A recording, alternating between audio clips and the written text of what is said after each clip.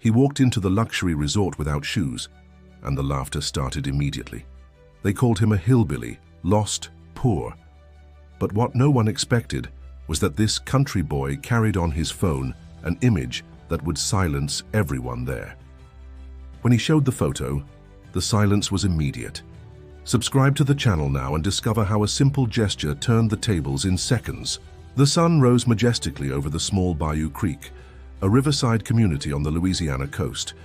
Ethan Miller, a 17-year-old boy with skin bronzed by daily work under the sun, walked barefoot across the damp sand as he did every morning. The young fisherman had bright, expressive eyes that contrasted with his slender appearance. His calloused hands and feet told stories of hard work since childhood. In the small wooden house where he lived with his grandmother, Mrs. Eleanor, Ethan was unloading fish from his morning catch when he heard screams coming from the beach. Without hesitation, he dropped everything and ran toward the sea. "Help! My grandson!" shouted a gray-haired man desperately, pointing to the rough sea. Without thinking twice, Ethan plunged into the murky waters. He swam with the skill of someone who grew up among the marshes, fighting against the strong current. He spotted a boy of approximately 10 years old, unconscious, being carried away by the waves. With precise movements, he reached the child and held him firmly, beginning the return to the beach. His labored breathing and tired arms didn't prevent him from bringing the boy to the sand. On the beach, a small group of well-dressed people, clearly visitors, watched the scene with expressions of horror. "Lucas!" exclaimed the gray-haired man, running toward the unconscious boy. Ethan, by instinct, began to apply the first aid he had learned from older fishermen. He pressed the boy's chest with technique and precision until finally the child coughed, expelling salt water.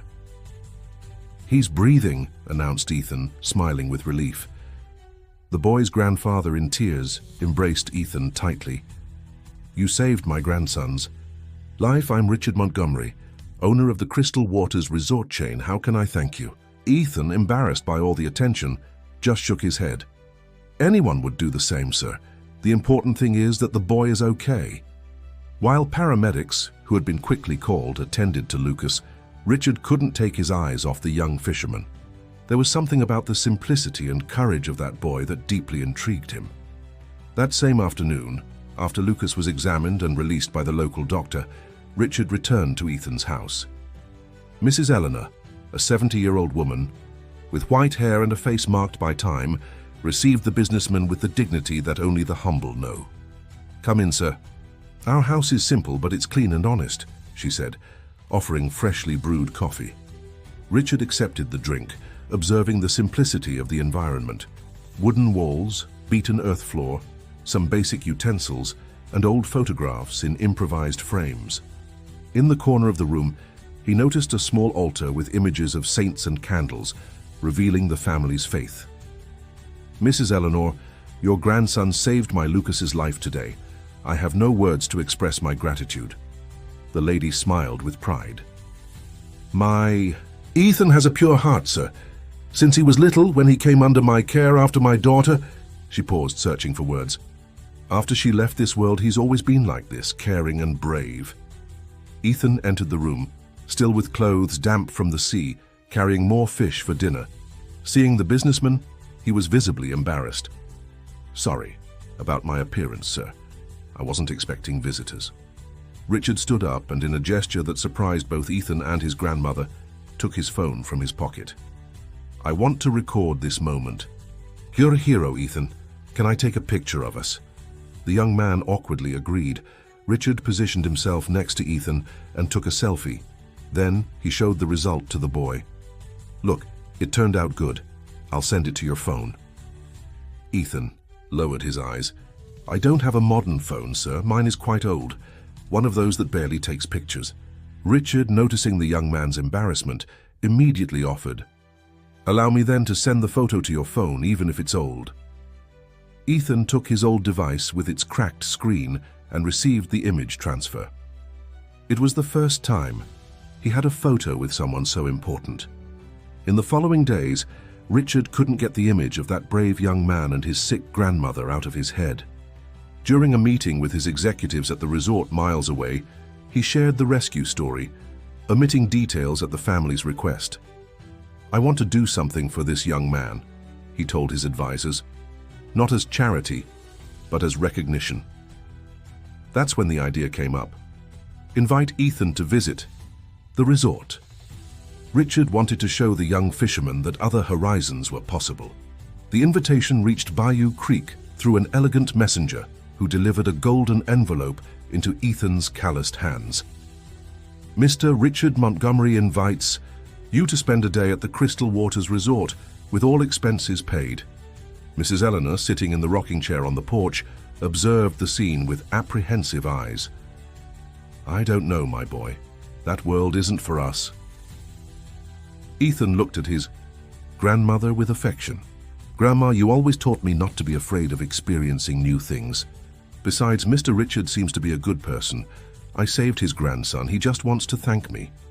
The elderly woman sighed, resigned. "You're right.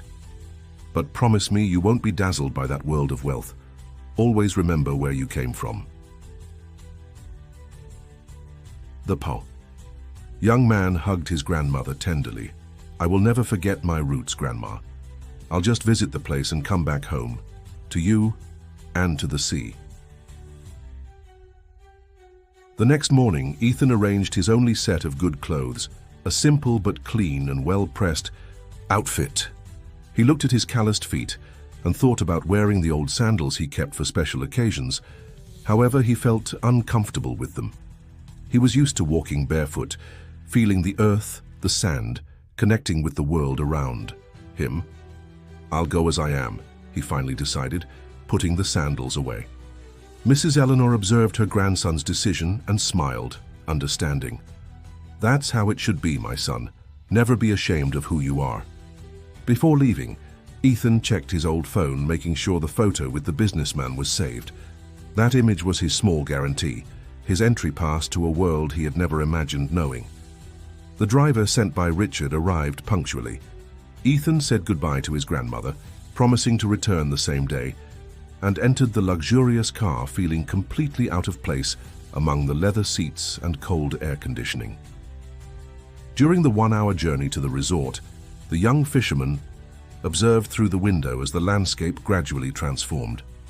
The small fishing villages gave way to imposing mansions and finally to the majestic Crystal Waters Resort, a complex of white and mirrored buildings that reflected the blue of the sea. Upon reaching the main gate, Ethan took a deep breath. He was about to enter a world completely different from his own. He got out of the car, feeling the cold floor under his bare feet, and walked toward the entrance, carrying only his old cell phone and the dignity that Mrs. Eleanor had taught him to maintain in any circumstance. What Ethan didn't know was that that day would change his life forever. The luxury resort would be the stage for humiliations, but also for discoveries and opportunities he had never imagined. The boy from the bayou was about to show his worth in an environment where money, not character, usually defined people. The sun shone intensely over the Crystal Waters Resort when Ethan crossed the main doors. The entrance hall, with its marble floor and huge crystal chandeliers, made the young fisherman feel even smaller. Uniformed staff circulated with elegance, while guests in designer clothes chatted animatedly. Ethan advanced timidly, his bare feet contrasting with the shine of the polished floor. The receptionist stared at him with an expression of bewilderment. "May I help you?" she asked, in a tone that mixed professional courtesy and suspicion. "I was invited by Mr. Richard," replied Ethan, his voice almost a whisper. The receptionist examined him from head to toe, lingering on his bare feet and the old cell phone he held firmly. "Your name, please?" "Ethan Miller from Bayou Creek." She consulted a list, and to Ethan's surprise, his name was actually there. With visible hesitation, she called an employee. "Roger, please escort this gentleman to the main pool area. Mr. Richard left specific instructions for when he arrived." Ethan followed the employee through corridors decorated with works of art and exotic plants. As they approached the outdoor area, the noise of conversations and laughter increased. Finally, they reached the deck of the main pool, an expanse of crystalline water that seemed to merge with the ocean on the horizon. It was at this moment that gazes began to converge on him. A group of young people the same age as Ethan, sitting in exclusive design lounges, interrupted their conversation to observe him. Their looks of contempt were so palpable that Ethan could feel them like needles on his skin. "Look who decided to show up," commented a tall boy with artificially bleached hair. "Seems like they forgot to put up the full attire required sign at the entrance." The provocation was received with muffled laughter from the group. A girl with long brown hair and expensive sunglasses leaned forward. "Tyler, don't be mean," she said with false concern. "Maybe he doesn't. Have money to buy flip-flops. After all, not everyone is born lucky, right?" Ethan kept his gaze fixed on the horizon, trying to ignore the comments. The employee who accompanied him seemed embarrassed but didn't interfere. "Wait here, please. I'll check if the manager is already available to receive you," said the employee, quickly moving away, as if wanting to escape that uncomfortable situation.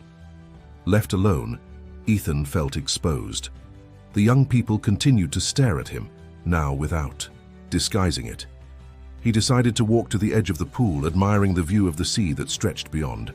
The sea, at least, was the same one that bathed his village. This familiarity brought him some comfort. His contemplation was interrupted by the approach of a burly security guard with a severe expression. "Excuse me, sir. I need to verify your authorization to be in this area," said the man, in an authoritarian tone. Before Ethan could respond, the group of young people approached, forming a semicircle around him. The intimidating atmosphere was evident. "I think he got lost on his way to the service sector," commented Tyler with a malicious smile. "Or maybe he's looking for a job as a pool cleaner." A blonde girl in an impeccable white dress laughed with disdain. "Madison, I think we've discovered who's today's special entertainment. Is he going to dance some folk dance for us?"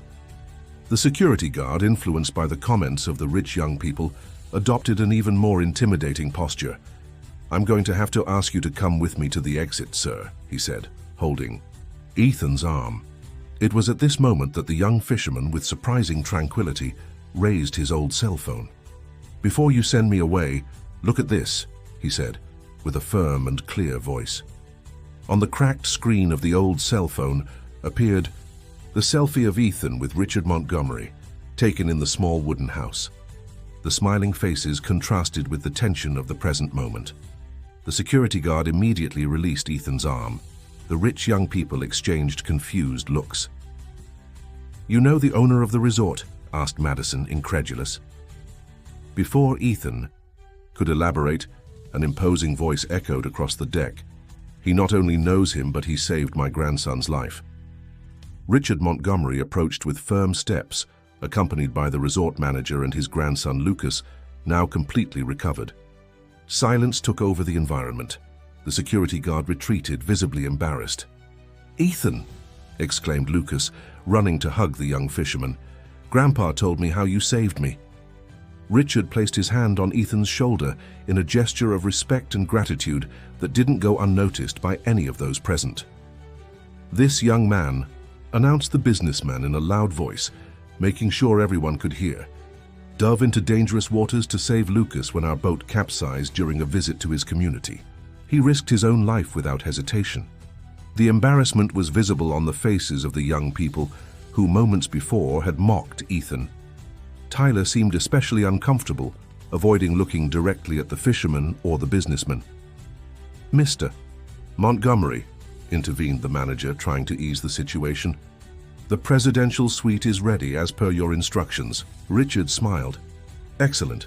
Ethan, we've prepared a suite for you. I want you to enjoy all the amenities of the resort during your stay." The young fisherman, surprised by the announcement, shook his head in denial. "Sir, I appreciate it very much, but I promised my grandmother I would return today. She's not well and depends on me." The businessman nodded, understanding. "I understand your concern, Ethan, but I would very much like you to accept my invitation to have lunch with us. I have a proposal to make to you." Ethan accepted the lunch invitation. He was led to a reserved area of the restaurant with a privileged view of the sea. The contrast between his simplicity and the luxury around him remained evident, but the attitude of the businessman and his grandson made him feel less out of place. During the meal, Richard carefully observed each of Ethan's reactions. The young man demonstrated a natural education, without affectations, and a lively intelligence in his comments about the sea, fishing, and environmental preservation. "Ethan, I'll get straight to the point," said Richard after dessert. "I was impressed not only by your courage in saving Lucas, but also by your attitude in the face of adversity. I saw how you reacted to the provocations today, with dignity and without resentment." The young fisherman lowered his eyes, embarrassed. "By the compliment. I would like to offer you a full scholarship at Horizon Academy in the capital. It's one of the best educational institutions in the country. You have potential, Ethan. You deserve this opportunity." The offer caught the young man by surprise. For a moment his eyes shone. With the possibility of studying, of learning, of expanding his horizons beyond the fishing village. But soon reality imposed itself. "Sir, it's a huge honor, but I can't leave my grandmother. Mrs. Eleanor is sick. She needs constant care. We're all each other has in the world." Richard had already expected this answer. With an understanding smile, he presented his alternative. "What if we provided a comfortable house in the capital, with all the necessary medical support for your grandmother? She would receive the best care, while you study." The proposal was tempting, but Ethan still hesitated. "I don't know if she would accept leaving the village. Her whole life is there. The memories, the friends." "I understand the ties you have with the place," replied the businessman. "But think of this as an opportunity not just for you, but for the entire community. With education and knowledge, you can return and help your village in ways you can't imagine today." At that moment, a video call was connected on a large screen installed on the restaurant wall. To Ethan's surprise, it was the familiar face of Mrs. Eleanor that appeared. Richard had sent a team to Bayou Creek to install equipment that would allow communication. "Grandma?" exclaimed Ethan, moved to see his grandmother's image. "My boy," replied the lady with tears in her eyes. "How wonderful to see you like this, even from a distance." Richard explained his proposal to Mrs. Eleanor, who listened attentively. Contrary to what Ethan expected, she didn't immediately reject the idea. "My grandson," she said, with the wisdom of someone who has lived a lot.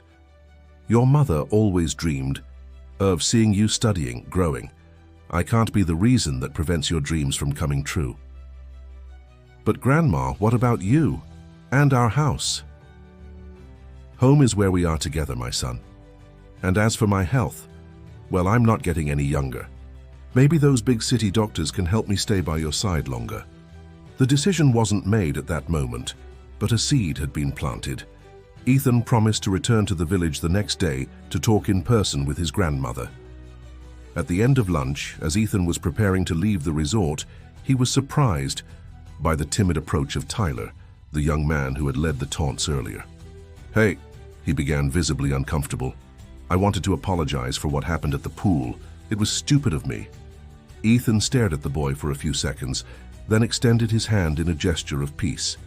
"It's okay, I didn't hold a grudge." Tyler shook the offered hand, surprised by the ease with which forgiveness had been granted. There was something about Ethan's simplicity and authenticity that deeply intrigued him. "Are you going to accept Mr. Montgomery's proposal?" he asked, genuinely curious. Ethan looked at the horizon, where the sea met the sky. "I still don't know. I need to talk to my grandmother, understand what's best for both of us." "Well, if you accept..." Tyler hesitated. "I mean, if you come to study at Horizon Academy, I study there. I can show you how things work." The unexpected offer of friendship caught Ethan by surprise. With a sincere smile, he nodded. "Thank you, I'll consider that too." On the way back to Bayou Creek, in the same luxurious car that had brought him, Ethan reflected on the day's events. From humiliated to honored, from intruder to special guest. The world beyond his village was more complex than he had imagined, with its unwritten rules and veiled prejudices. As the car traveled along the coastal road, Ethan made a decision. He would accept Richard's proposal. Not for the luxury or status, but for the opportunity to learn, to grow, to one day be able to give back to his community. His grandmother always said that knowledge was the only wealth that no one could steal.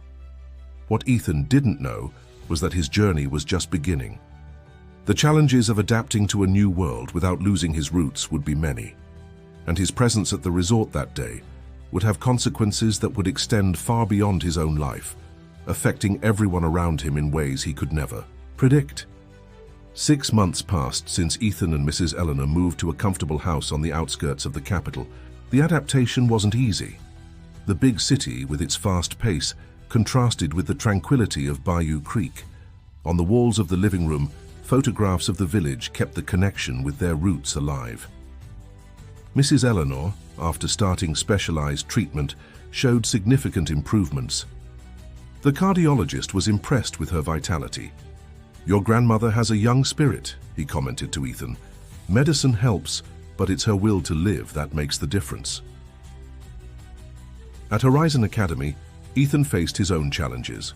Wearing the impeccable uniform, he felt out of place among the polished corridors and classrooms, equipped with cutting-edge technology.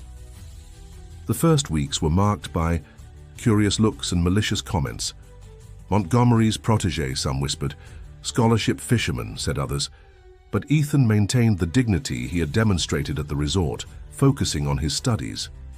Surprisingly, it was Tyler who became his first ally. The boy who had previously humiliated him now defended him from malicious comments. "Why are you helping me?" asked Ethan, confused. Tyler hesitated before answering. "That day at the resort, the way you reacted, without hatred, made me think. I realized there was something special about you, something I wanted to understand." Over time, other classmates approached, intrigued by his authenticity.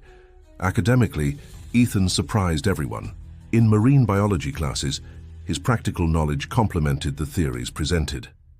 "It's different to learn about marine currents in books and to actually feel how they change with the seasons," he explained during a class, to the astonishment of the teacher and classmates. 3 months after the start of classes, during a special lesson on social entrepreneurship, Ethan raised his hand. With a firm voice, he began to talk about Bayou Creek and the challenges faced by artisanal fishermen. "The problem isn't lack of work or resources," he explained.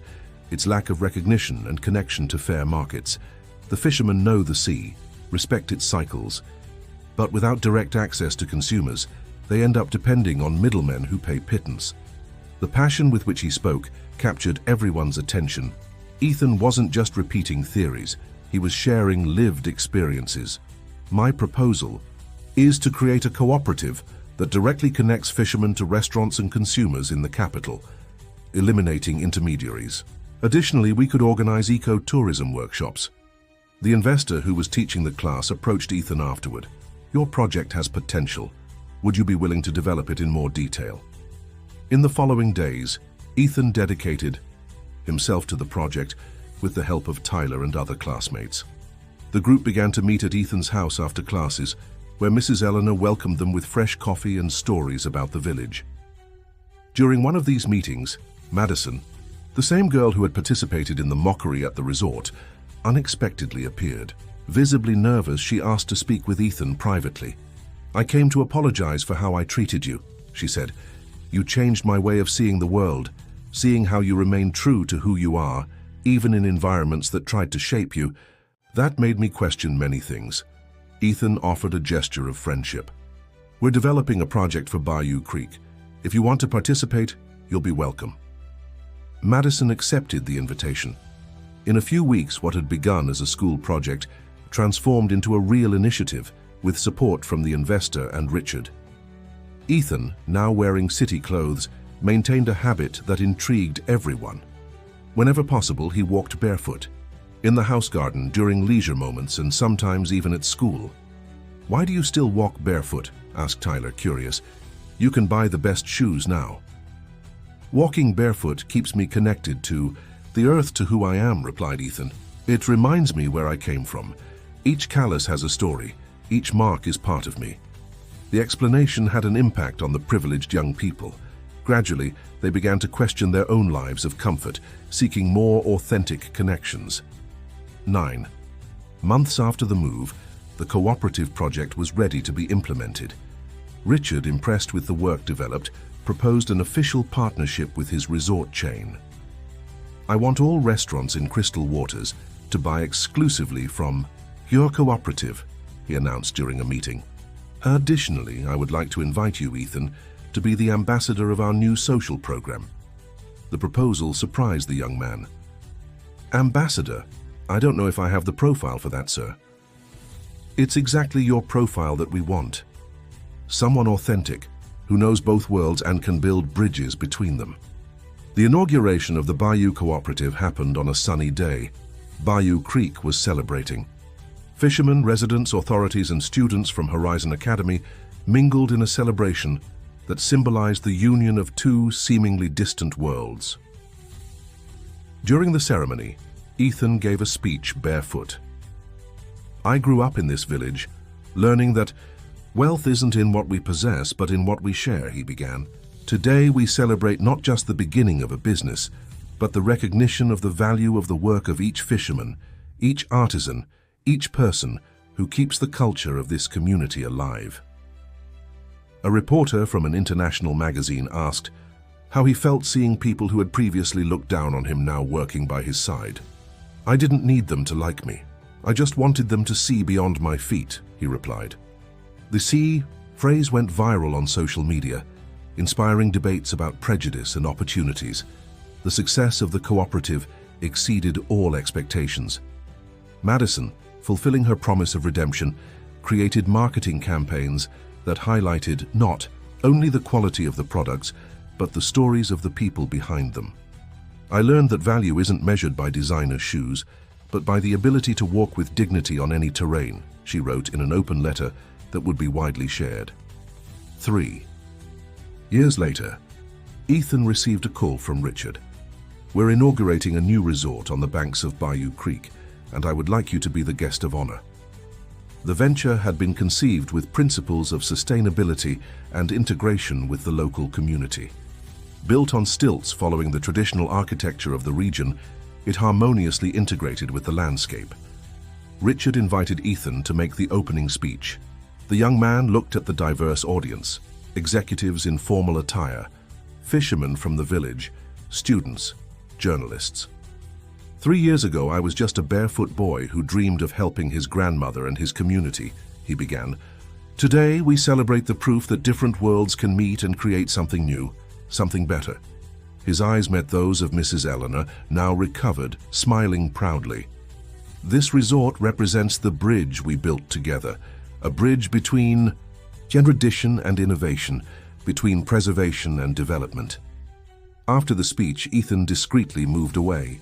He walked to the riverbank where everything had begun.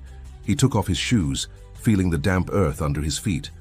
He looked at the water that flowed serenely. Tyler, Madison, and other friends followed him. "What are you doing?" asked Tyler, smiling. "It was here that I learned everything I am," said Ethan with his eyes shining. "And it's here that I will always find my way again." One by one, his friends took off their shoes, joining him in the water. At that moment, there were no differences between them, just young people connected by friendship and a vision of a more just world. Mrs. Eleanor. They observed the scene with tears in her eyes. Her grandson had grown not only in stature but in wisdom. And most importantly, he had remained true to his roots, even as his wings took him further and further. The barefoot boy from Bayou Creek had transformed not only his own life, but that of everyone around him. And he would continue to do so, one step at a time, always feeling the earth beneath his feet to remember where he came from and the path he still had ahead. Dear listeners, we hope that Ethan's journey has touched your hearts. This story reminds us that our roots are our greatest strength, even when we face prejudice and challenges. The path of the young fisherman teaches us that we can transform our surroundings without losing our essence.